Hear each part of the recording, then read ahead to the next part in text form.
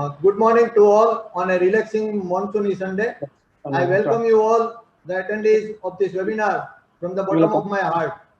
As you know, the topics of are methylene blue by oral inhalation and IV route, melatonin, hydrogen peroxide, and ivermectin.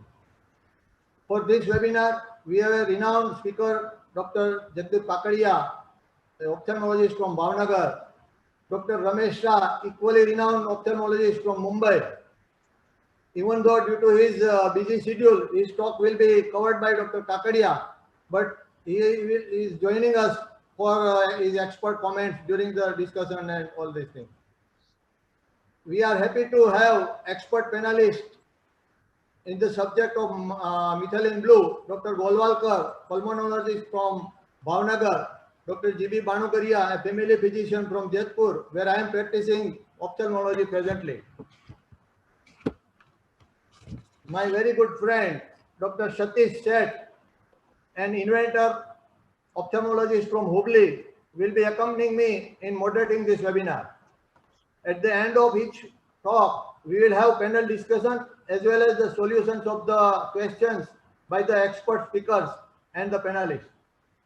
I humbly request all the beloved attendees to be attentive to the talks, as most of the queries arising in our minds usually get auto-answered as the talk progresses.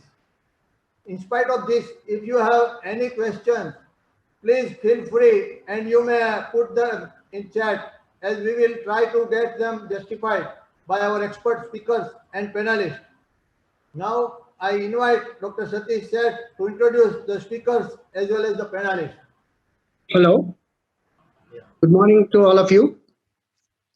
I am Dr. Satish Shet from Hubli.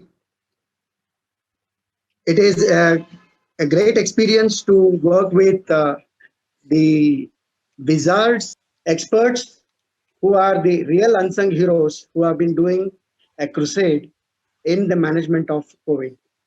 So first, I would like to introduce Dr. Jagdeep Kakadia. Now he is motorbike to me. That's what everybody is calling me and associating me with him. He needs no introduction in the present days because he has been a very, very important figure in this country and abroad. And we would like him to be conferred with Nobel Prize during this pandemic. In a brief introduction, he has completed his MBBS from an MS from Baroda.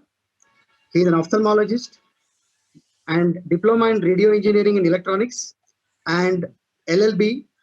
So he has been a solo private practitioner since 1990, and he has performed more than 60,000 cataract and IOL surgeries and 4,500 anti-glaucoma surgeries, 5,000 plus pterygium surgeries, keratoplasties, LASIK and LASIK. He has undergone keratoplasty training under Kenneth Kenyon and many other important names in the field of keratoplasty.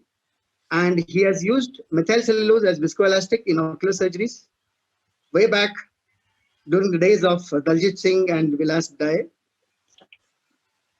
He has worked with Dr. David Miller, who is the inventor of Hilon at MIT, and he is the first to develop an Indian indigenized ophthalmic chair unit in 1990, much before the dentists ever used this dental chair, as he shared with me. He is the first to develop a foldable IOL made of hydrophilic acrylic material in India way back in 1994. First to implant panoptic IOL developed at MIT with Dr. David Miller. First to develop a 0-degree stereo coaxial illumination registered as OmniGlow, and for which he has won the Best Paper Prize in Ahmedabad in '96. He has manufactured his own homemade excimer laser, named it as iLace in 2005. He was the first to self-fight a long legal battle all the way up to the Supreme Court against a pharmaceutical company whose balanced salt solution named Aerosol destroyed the corneal endothelium of over 3,000 patients. That shows how much of concern he has got for a common man. And he is a visiting lecturer at Lanahou University Medical College in China. And he has been teaching about Ologen implant to achieve a very high success in anti-glaucoma surgery. So he has got exceptional organizational experience of being a secretary in IMA, secretary in All India, All Gujarat Ophthalmic Society, organizing secretary of All Gujarat Ophthalmic Conference in 1993. He is a member of Rotary Club. And now over to you, Dr. Chotaliya, sir. As such, I have many memories with Dr. Kakadia as we have worked together for a year in Gujarat Ophthalmic Society when I was president and he was secretary of AGOS in 2005-2006. Without taking much time, I would like to share one funny moment of togetherness with him. We had planned a meeting of all the executives of AGOS and meeting of all the executives of AGOS, and I asked Dr. Kakadia to plan the schedule as well as the agenda for the meeting. But as usual, Dr. Kakadia was quite busy.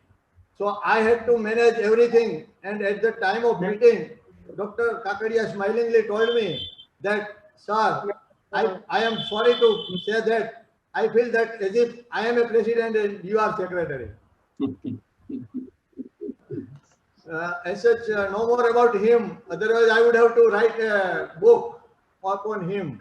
Now, before inviting Dr. Kakadia to explore Unexplored, I would share Gujarati poet and my friend late Manoj Khanderiya's line that જે શોધવામાં પસાર થાય જિંદગી જે શોધવામાં પસાર થાય જિંદગી અને એ જ હોય પગ તળે એમ પણ બને meaning by life passes away in searching something, but the same thing is found underneath our own soles of feet. And methylene blue is like that, quite old and known to all since decades, but still it is unexplored. So Dr. Kakadia can start now his talk on the matter. Thank you.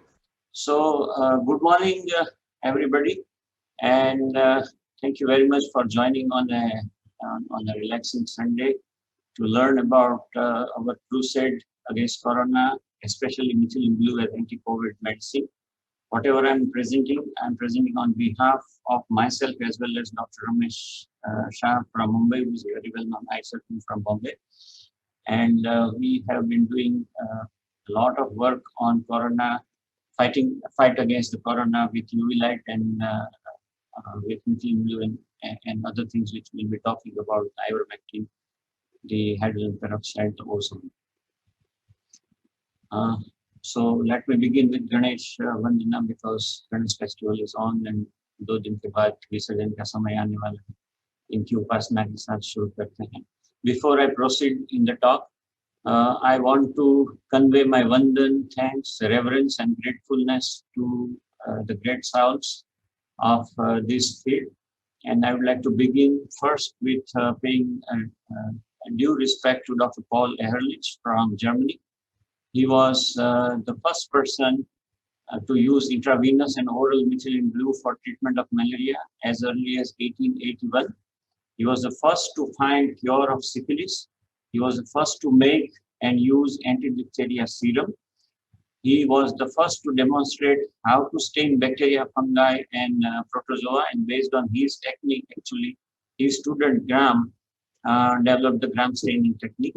He coined the names antimicrobial chemotherapy and the term magic bullet, which we use for antibiotics. And he saved millions of lives. And in 1908, he was awarded Nobel Prize for using intravenous methylene blue for treatment of malaria, which he shared with Dr.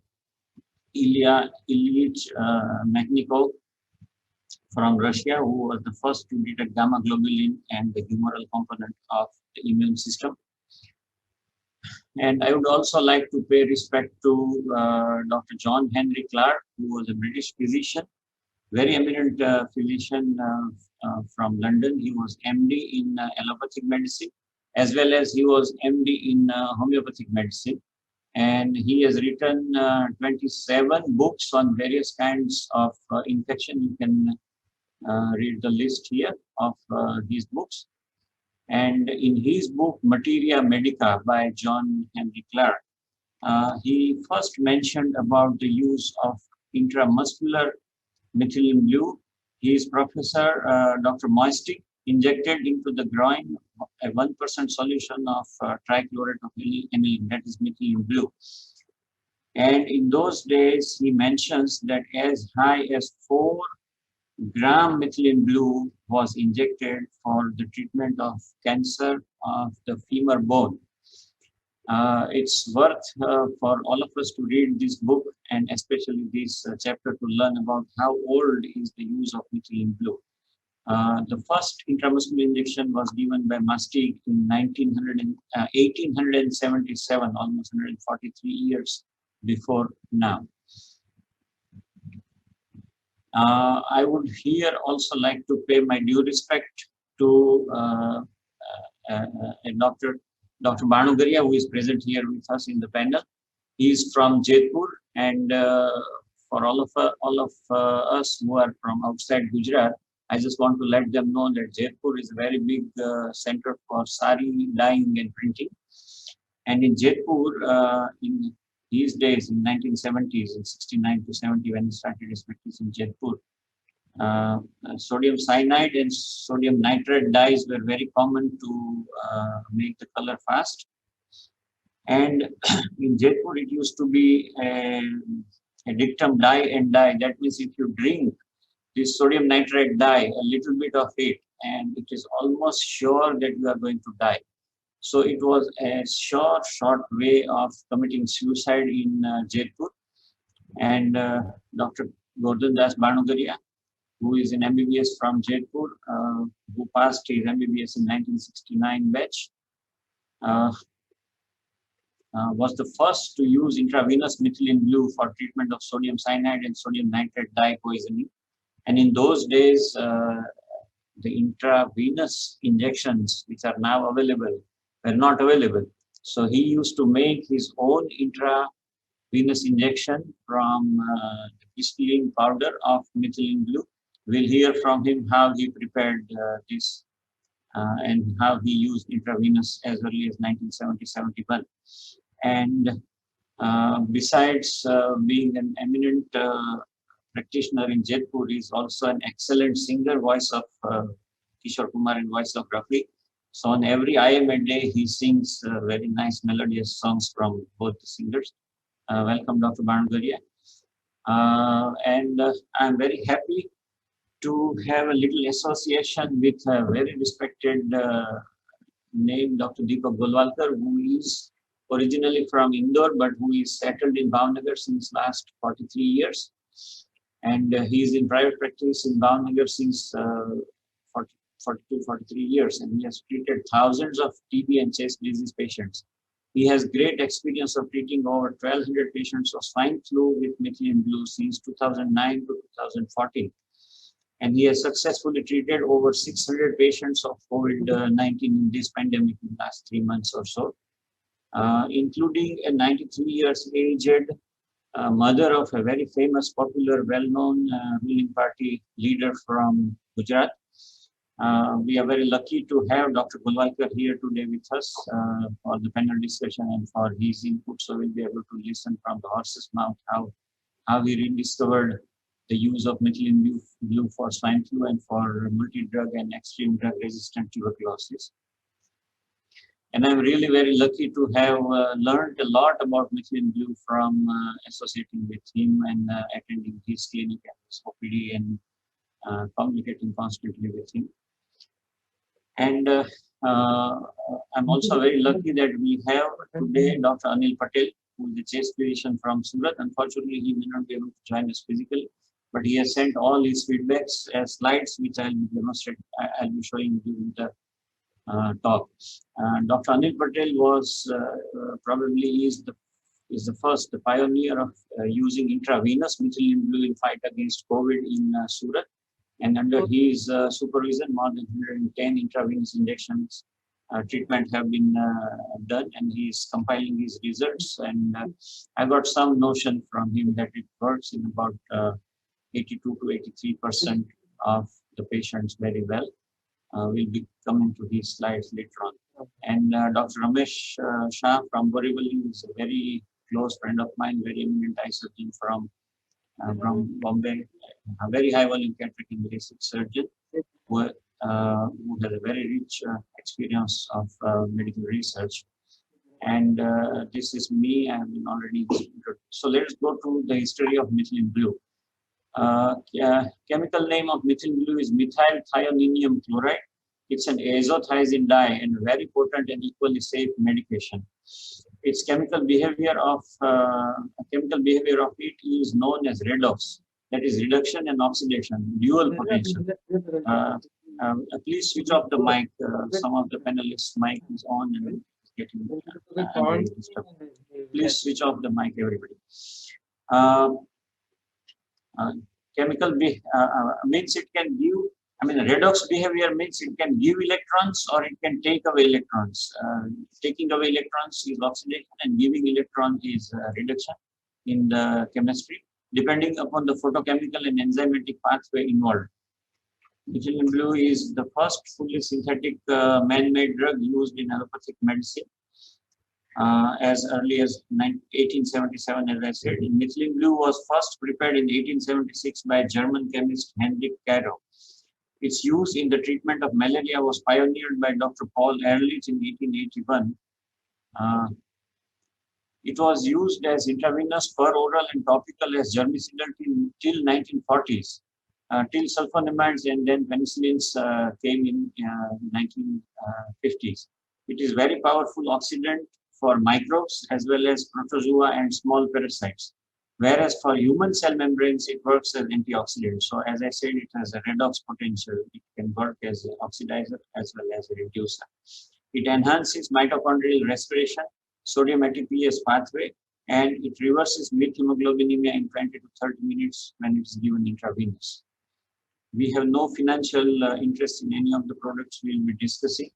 And we are not advocating or soliciting anything. We are just describing what we have learned and what we have done in our research, in our hospital and in our home and for our close teams and friends and families. All of you are requested to do your own Google and literature search and make your own conscious and scientific opinion. The story our association with methylene blue began from Halloween. This is a festival which is celebrated in USA. And Halloween, in Halloween festival, it's a tradition in USA to make scary faces to scare the friends and family members. And during that Halloween festival, we observed that some of the people were putting methylene blue eye drops in their eyes to make their conjunctiva look blue. And they were also painting their tongue with methylene blue. And after that, we remembered that when we were residents, we used to see in our pediatric department that children's tongue were painted with gentian violet or methylene blue when they had oral thrush and candida infection of the foot. And then we also realized that we are using probably gentian violet or methylene blue for marking corneal marks when we implant toric in our ecosurgery.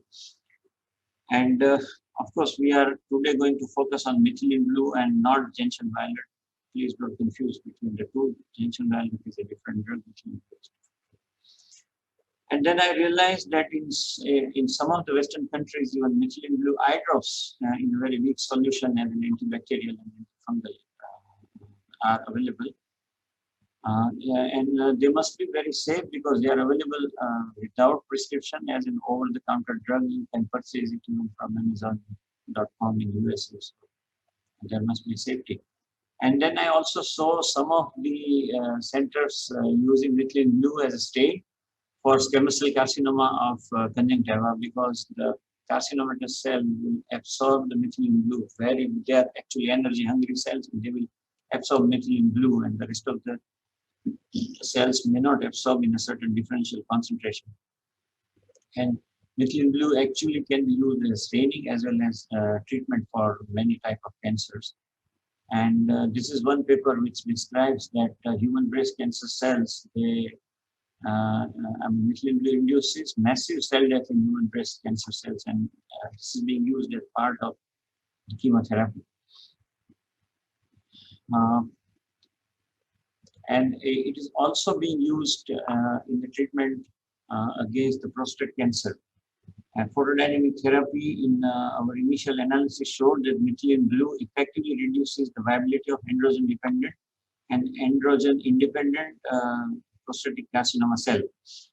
The paper further says that methylene blue inhibited the colony-forming ability of prostate cancer cell in vitro, suggesting its tumor suppressive potential as well as its potential to stop the metastasis of the prostate cancer cells. And this is a paper which describes that methylene blue is found to kill malarial parasites in record time. So methylene blue can safely be used as anti-malarial drug, curing the patients within 2 days. This paper is worth reading. Everybody should read this in full detail. And then when I was in USA for 2.5 months, I had a little interaction with Dr. Scott Antoine, who is an MD PhD from Indianapolis, USA. He is a board certified emergency specialist. He was a US military full scholar. That means that his entire medical education was sponsored by US military. And then after passing MD, he became a military physician for 10 years. And then now he is in private practice. His knowledge about use of methylene blue for COVID and other viral infections is phenomenal. And these are the 2 links where you can listen to his lecture. His lecture is 1 hour and 10 minutes, but it's worth listening to it. And this is Ari Wheaton, who is a naturopathic practitioner and wellness trainer in the USA, who runs a chain of centers which are known as the Energy Blueprint. And he is also a master on using methylene blue as an energy booster or as a longevity medicine. It's really worth to listen to him also, and the dialogue between him and Dr. Scott Antoine. And of course, we are going to hear from Dr. Golwalkar because we have him here right with us. And we'll be learning about how he uses methylene blue for himself. Now, let us say what WHO has to say about methylene blue. WHO says it has multiple uses. It is the only antidote of cyanide and nitrate poisoning. It has great potential as antidote for organophosphorus poisoning of various types. It was the only and primary line of treatment for malaria till chloroquine was synthesized. And even today, it is primary line of treatment for idiopathic or toxic or poison, carbon monoxide poison induced methylhemoglobinema. It has many different therapeutic uses, and WHO has included it in the model list of most essential medicines ever since WHO was founded. And this is the link where you can visit the WHO's publication. This is the publication. Now, what is the meaning of essential medicines? The essential medicines declared by WHO are generally safe. They are essential. Every member country of the United Nations has to keep a minimum certain amount of stock available. They cannot be imposed very heavy duty on or heavy taxes on these type of medicine because it is for the use of poor and it is for use of prevention of epidemics and for the public health. It's very important. So the drugs which are in essential medicine has to be absolutely safe and certified. And if you read the entire list, you will find methylene blue at the entry 4.2.4 in the WHO's this list of 2017. And the WHO mentions that 10 milligram per ml in 10 ml ampoule injections are to be made available in every country, and this can be used as injectable. Now, this is US FDA's website, which in USA it is available as a Proa Blue, that is the trade name over there. In India, we get as 10 milligram per ml, 10 ml ampoule. In USA, we get 50 milligram per 10 ml, half the dose of what we get, half the concentration of what we get in India. But the US FDA very clearly mentions that it can be given intramuscular as well as it can be given for oral. You can see here about the indication of the usage, dosage and administration. Here you can see that it can be given intravenous, and intravenous use is approved by US FDA. These are the 6 references and related resources which you might like to, and I would suggest that you should we should all read.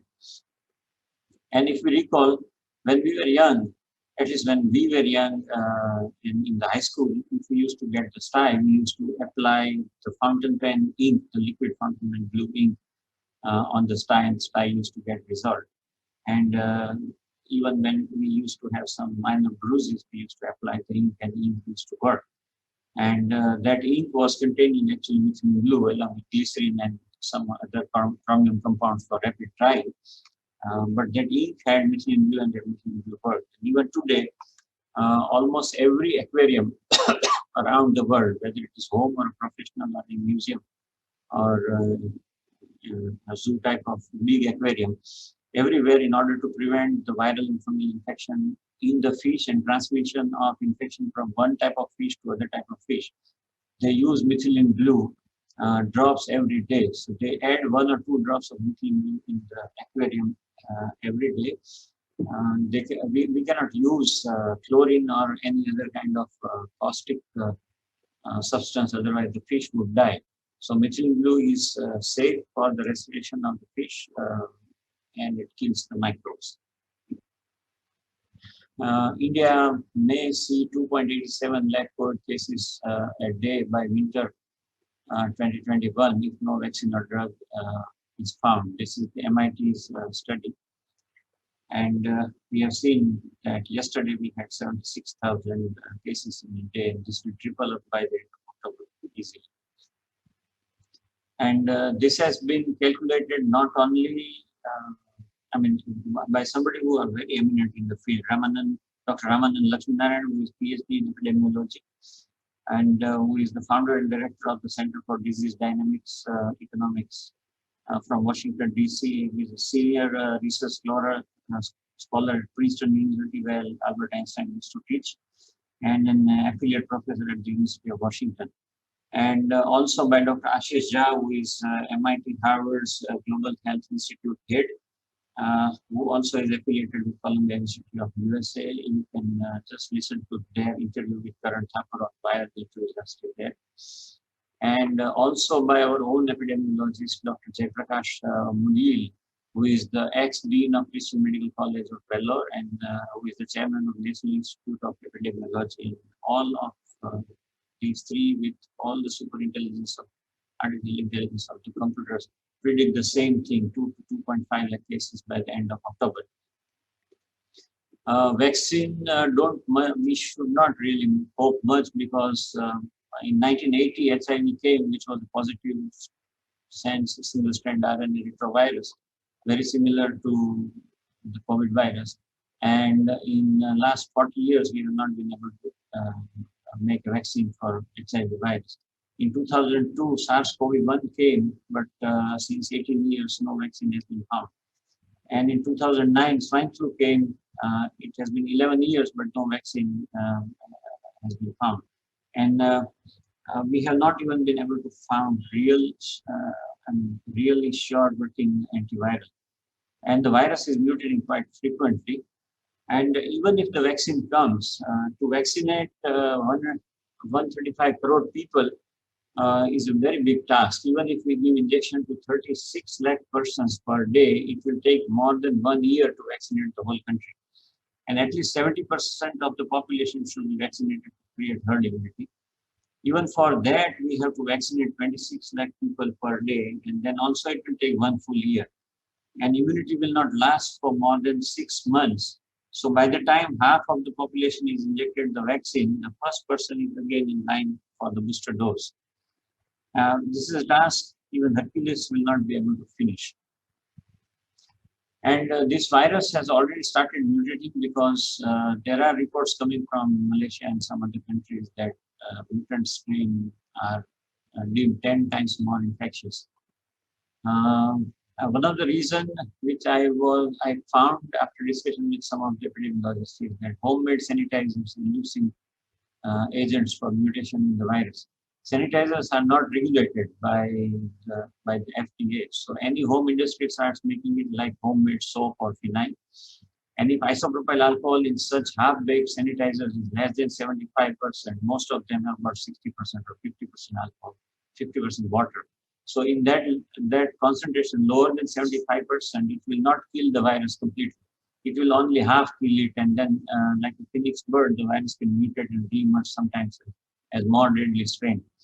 And glycerin or aloe vera gel or moisturizers added in sanitizers keep such semi-dead viruses stuck to palms, because the palm becomes sticky and moisturized for a much longer duration, and this can become a source of mutant infection.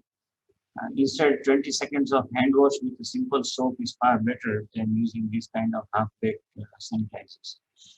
And also, there is another reason for virus to mutate, because this virus is a single-strand genome. It's a very long genome, 30 kilobytes. 30 kilobytes for any RNA virus is a very, very big genome.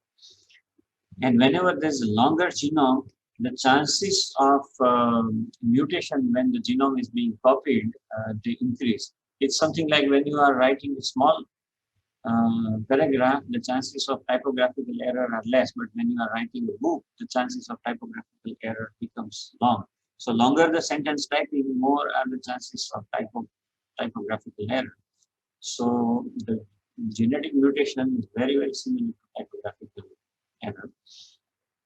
And this is one of the reasons why plasma therapy is not working so well as expected, because already there are 7 different strains of the coronavirus, and if a person who is a donor has been infected by, let us say, alpha strain, and the recipient has been infected by, let us say, M strain, then the antibodies with the alpha strain infected person's plasma has produced may not be protective. So the chances of plasma therapy working and giving real protection is, the odds are 1 against 6 or 1 against 7. This is a scientific report which says that there are 6 strains of coronavirus. These are the different strains. And even if you are the most powerful home minister of our country, you can get infected by another strain in 4 days. And after 4 days of discharge from one hospital, you might have to get admitted in another hospital. This is one study which has come up on 1st April from Munich University from Germany. And this study is, if you read the entire study, the conclusions are that maximum viral load is in nose and throat mucosa. Average 6,76,000 virus from 1 nasal or throat swab are retrieved. Minimal viral load from alveolar lavage fluid. Almost no virus were detected from blood, serum, or plasma from day 4 to day 11. No virus detected in stool samples. So WHO's theory of virus which may spread via fats passing is not much valid according to this study. Treating nasal and pharyngeal mucosa is most important because more than 80% of the viral population is here, and to kill them, for the remaining 20% of the viral population, our immune system can take over. All the blood effects of disease like methemoglobinemia, cytokine storm, and coagulation disorders are mainly due to cytokines and methemoglobin, not due to viruses themselves.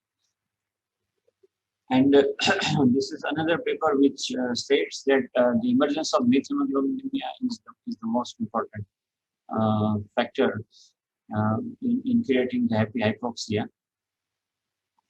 And this is a very interesting study which has come up on NCBI. This is done at Division of Hematology and Medical Oncology at Mount Sinai Institute in New York. Mount Sinai is a very famous New York institute. In Mount Sinai, they gave 1 milligram per kilogram body weight of methylene blue to one patient. However, the patient demonstrated minimal response with respect to oxygenation. Therefore, he received another 1 milligram per kilogram methylene blue on day 7. So on day 6, 1 injection, day 7, second injection. And then also the methemoglobinemia did not reverse. So they gave 2 milligram per kilogram of body weight, double dose on day 3. So in USA, in Mount Sinai Hospital, they have been giving 3 injections of methylene blue. The third one, if the first 2 does not work, the third one as double dose. So from this paper, we can learn something. Now let us explore how methylene blue works in COVID and why it works. So first, let us understand the methylene blue from chemistry point of view. The structure of the methylene blue is known as double nitrobenzene ring. This is having a nitrogen and sulfur on a benzene ring. And it is very interesting to know this is the nitrobenzene ring on either side. That the chloroquine is actually a derivative of methylene blue, which is having the same nitrobenzene ring. Quinine is also a derivative of methylene blue, and hydroxychloroquine is also a derivative of the methylene blue. And this paper, which has come up from Beijing University by Zhu Xinbo, clearly states that inactivation of SARS coronavirus in human plasma by methylene blue. And this paper actually came in publication on 1st January 2005. This was, of course, about SARS-CoV-1. And if you read this paper, you will realize that 6.5 log titer inactivation of SARS-CoV-1 virus, which means 99.99995% viruses were destroyed by methylene blue.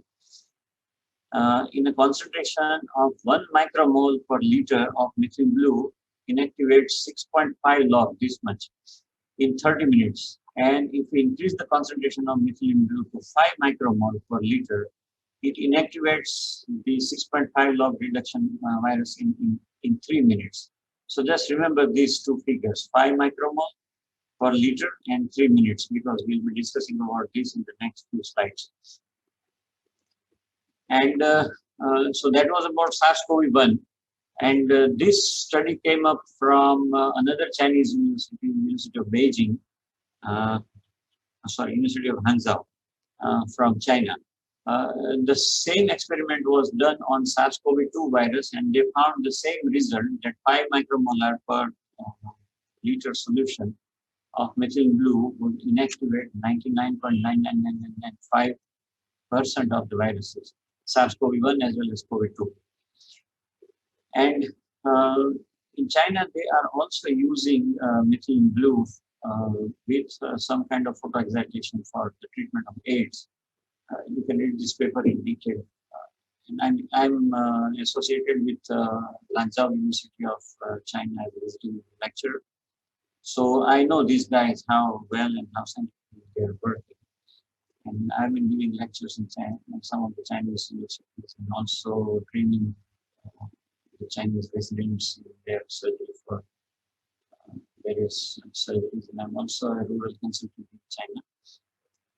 And these are the photodynamic therapy units. So after being given methylene blue being given intravenous, they expose the patient to various wavelengths of light. So the wavelength of light excites the methylene blue to a higher level and much more powerful efficacy. These are various types of photoexciters for various things. So we'll revisit this again. 5 micromole per liter methylene blue, 6.5 log reduction in 3 minutes. So let us learn about this molar concentration. The molar weight of methylene blue powder is 364.911 gram per mole. That is Avogadro's mole constant. Let us round up this figure, 364.911 to 365. So 1 mole of methylene blue is 365 gram. So 365 multiplied by 5. So if we dissolve 1825 grams of powder and dissolve it in 1 liter water, it will make 5 mole per liter weight by volume aqueous solution. Now we want 5 micromole, not 5 mole. This is too much of concentration. So for making 5 micromolar concentration, we need, instead of 1825 gram, we need 1825 micrograms. So 1825 microgram diluted powder diluted in 1 liter of water will make 5 micromole per liter solution. So that is 1825 microgram means it is 0.00185 gram in 1 liter will make 5 micromole per liter weight by volume. But me and Dr. Golwalkar, I mean, I learned from Dr. Golwalkar that we are making 1 gram in 1 liter solution. That is 0.1%. We'll come to that afterwards. We are making 1 gram in 1 liter. That is 1 milligram in 1 milliliter. So 1 gram is 1000 milligrams. So 1000 milligrams in 1000 ml. So 1 milligram in 1 ml solution. So that is, let us divide that 1 gram by 0.0185 grams. So that comes to 548. So the solution which Dr. Golwalkar Sahib is recommending for sublingual use is 548 times more potent than what we need for killing 99.99995% viruses in 3 minutes. Right, so our solution is 548 times more concentrate. Let us divide this 548 times more concentrate by 54.8 liters of water of the whole human body, because that 2 ml or 2.5 ml which you take in your mouth is going to ultimately be distributed in 55 liters of water. For an average weight of 70% kilo, 55 liters is the water content of the human body. So 55.8 liter, so 548 times divided by 54.8 liters. So 1 milligram in 1 ml solution is approximately 10 times more potent than the lethal dose for SARS-CoV-2 virus when it goes and disperses into the whole human body via nasal and pulmonary inhalation, sublingual, pre-oral, per oral, or intravenous route. So taking 2 ml of 0.1% solution per day is 20 times more potent than mean lethal concentration for coronavirus. So there is no reason to believe, not to believe that this solution is going to kill the viruses anywhere in the body.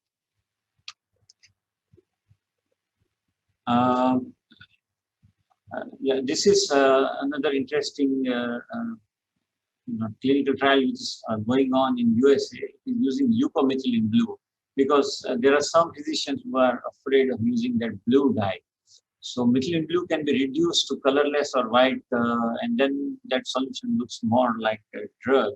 And so this is the clinical trial which is going on in USA. The trial started on April 19th and is likely to end on September 20th.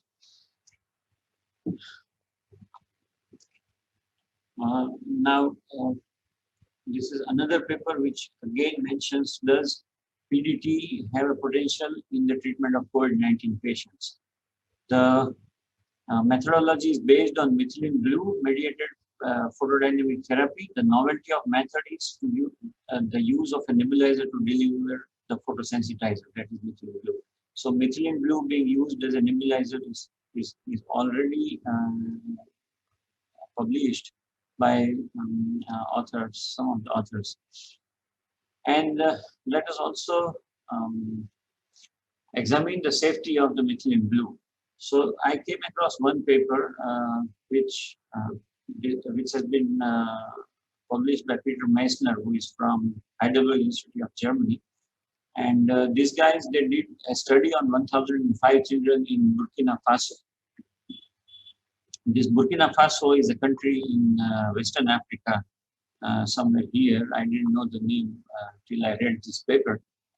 In Burkina Faso, they used methylene blue on 226 children, and they found that there was no difference in incidence of severe adverse side effects and adverse events between the children treated with chloroquine and methylene blue compared to children treated with only chloroquine. And the conclusion is that methylene blue is safe for the treatment of uncomplicated falciparum malaria, even in G6PD deficient African children. However, I'm sorry, methylene blue has also been used and studied against the dengue and chikungunya virus. So it's not only that it can inactivate the COVID, but any RNA virus or any DNA virus can be inactivated by methylene blue. This paper describes that methylene blue can inactivate hepatitis C virus, hepatitis A, B, West Nile virus. I mean, it can work against so many different viruses. Now let us see how methylene blue works in COVID. There are multiple 7 or 8 mechanisms of action, and I'll describe one by one. Number one action is that it kills viruses, and not only viruses, it kills all microbes up to the size of protozoa, which is the Plasmodium falciparum or Plasmodium vivax, and as big as that can be killed. And this killing of the viruses is by oxidation, by bombarding them with nascent oxygen and bombarding them with free radical electrons. So the resistance to methylene blue is unlikely. It makes cellular cytoplasm and extracellular fluids into an alkaline medium, pH above 7.2. By now, we all very well know that coronavirus is a very high breeding and multiplication only when the cytoplasm of the cell which it has infected is acidic. So converting cytoplasm into alkaline itself has an inhibitory effect on replication of the virus. So it prevents viral growth in lower concentration. Novel coronavirus doesn't replicate in alkaline medium. It needs acidic medium where pH is less than 6.8. Chloroquine and hydroxychloroquine both are step derivatives of methylene blue, and they share the same alkalinizing properties. But the hydroxychloroquine and chloroquine has side effects which are cardiotoxicity, which the methylene blue does not have. So probably, in our opinion, methylene blue is safer as prophylaxis rather than taking hydroxychloroquine. It is the treatment. It is the treatment of mixed hemoglobinemia. If given intravenous in a dose of 1 milligram per kilogram body weight, methylene blue can reverse methylhemoglobinemia in about 20 minutes. And the coronaviruses are hungry for ions. So once they are in the blood, they snatch away iron molecules, or they oxidize the iron molecules from ferrous to ferric. So Fe2 plus to Fe3 plus, and that forms the methylhemoglobinemia. And then that ferrous is no more able to absorb the oxygen, so the transportation of the oxygen decreases. And the iron deficiency induced methylhemoglobinemia gives rise to initial happy hypoxia and later on severe hypoxia leading to ventilator and in most cases to a point of no return in a one-way state. Methylene blue is the only antidote of cyanide and nitrate poisoning, as I said earlier, which is deadliest of all poisoning, and also the best antidote for carbon monoxide poisoning, as well as some specific type of organophosphorus poisoning. The fifth mechanism of action is that upon chemical contact, it instantly inactivates interleukin-6, TNF alpha, that is tumor necrosis factor alpha, and NLRP3 inflammasome, and some of the other chemicals like interleukin 1B and interleukin 18. These 5 or 6 are the chemicals which causes cytokine storm. So cytokine storm, these 5 chemicals are produced by the patient's dying white blood cells. Those cells which have been overwhelmed and overtaken by the millions of coronaviruses. And these dead proteins of the WBCs are the cytokine, the root cause of cytokine storm. And methylene blue very well prevents this cytokine storm by inactivating these chemicals which are released by the dying white blood cells. It also prevents intravascular coagulation. So lungs alveolar capillary blockage is cleared, which helps in clearing the pneumonia rapidly. And it also prevents peripheral vasodilation and hypotonic shock, because in the last stages of viral sepsis, 2 chemicals named nitric acid and cGMP, that is cyclic guanosine monophosphate, are secreted. These 2 hormones causes peripheral blood vessels to dilate, which causes reduced blood pressure below a critical limit. As a result, kidney and liver receive very little blood, which leads the heart to slow down bradycardia, and it becomes a vicious cycle and ultimately leading to multi-organ failure and an almost certain death. This condition is known as hypoperfusion septicemic shock. And methylene blue inactivates as well as stops the production of nitric acid and cyclic GMP, and thus it helps in preventing or reversing the dating shock. If used well in time, 2 injections of methylene blue are probably equal to 11 doses of remdesivir costing 55,000, 2 doses of tocilizumab costing 80,000 rupees, and the entire course of favipiravir tablet costing around 25,000 rupees, and injections of heparin for 7 days costing around 2,000 rupees, and other supporting therapies. So that 400 rupees of 2 methylene blue probably can work as good as a large package of 1,50,000 combo of above drugs. So we must explore this modality, keeping all our fears aside and digging the literature. And this is a very good finding from Dr. Golwalkar that methylene blue also prevents the fibrosis of the lung. Many persons who have recovered from COVID pneumonia have now been found to develop slow or fast lung fibrosis. Interstitial lung fibrosis, if it is significant, leads to need of permanent oxygen support by oxygen concentrator, and such patients are also highly prone to other secondary lung infections.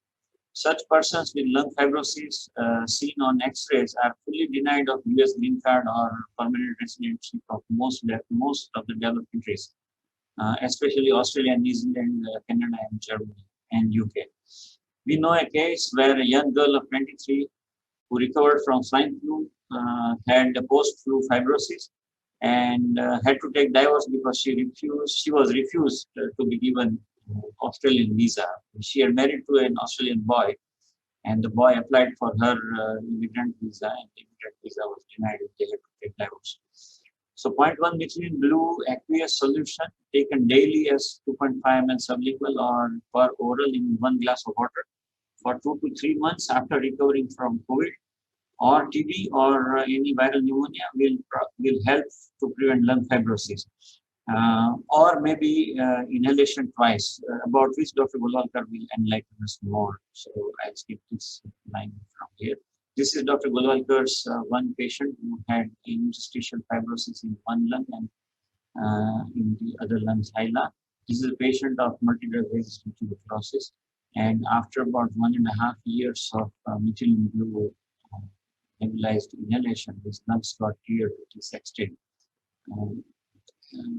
Dr. Golwalkar is with us, so he will be enlightening us. This is another patient of Dr. Golwalkar having widespread interstitial fibrosis after having miliary tuberculosis. And this miliary tuberculosis getting cleared in about 12 to 18 months of methylene blue inhalation. So methylene blue not only prevents fibrosis to a great extent, it can reverse the fibrosis. Now, something about my personal sublingual use and dosage. Dr. Golwalkar sir suggested to us to take 2.5 ml of 0.1% methylene blue aqueous solution sublingual daily, once in morning on empty stomach. And as I said, in the molar concentration, that 2.5 ml is 25 times potent, so it's really it's a big cannon. So I modified my personal protocol and for me and for my family after some literature study. We take it 1 ml twice in a day, morning and evening. And my personal logic behind BID oral dose is that when you come home in the evening, you have brought virus in your throat from somewhere, from your clinic or from OPD, or from whoever you met during the day. So take an evening dose to kill the viruses which are already have come in your nose and throat. Now, in the night, you might have got virus at home from your wife or kids or grandkids who have gone to the shopping mall, or kids who have gone to playground and brought the virus with them, and you are sleeping in the same room or eating together on the same dining table. So you might get the virus from in-house or out-house, and in order to inactivate both of them, and 2.5 I was finding it too big to swallow, so 1.2 ml twice in a day was more convenient also. And the biological half-life of methylene blue is 6 to 12 hours, so that's another reason why my personal choice is taking it twice in a day. And also 2.5 ml at a time makes mouth sometimes too blue and too bitter a taste. But that's absolutely my preference. This is the drug therapy journal wherein methylene blue doses and some of the details are given which we can read. It can be given as intravenous. It can be given as oral dose as well as intravenous. So there's no doubt that it cannot be given intravenous or oral. Oral is also getting absorbed. Sublingual also gets absorbed from nasal mucosa, from lungs. Everywhere it gets absorbed. Now let us see how I make methylene blue solution at home for my family and friends. There's no advocacy, but I'm just showing you how we make.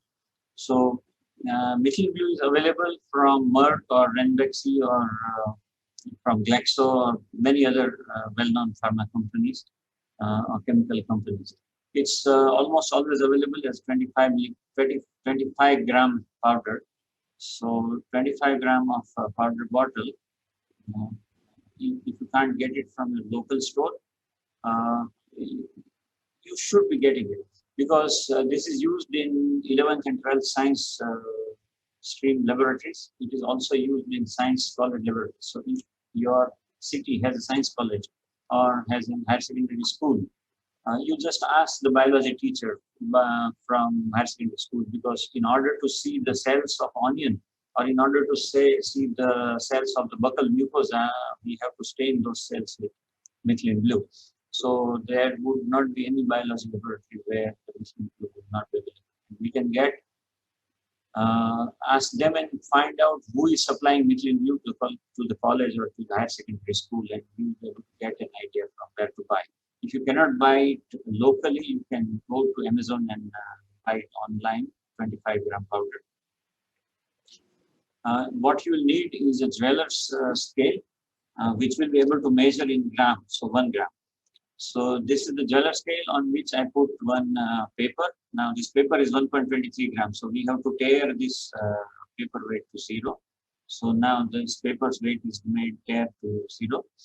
And then with a spoon we add crystals of methylene blue to this paper till we achieve 1 gram or little more than 1 gram.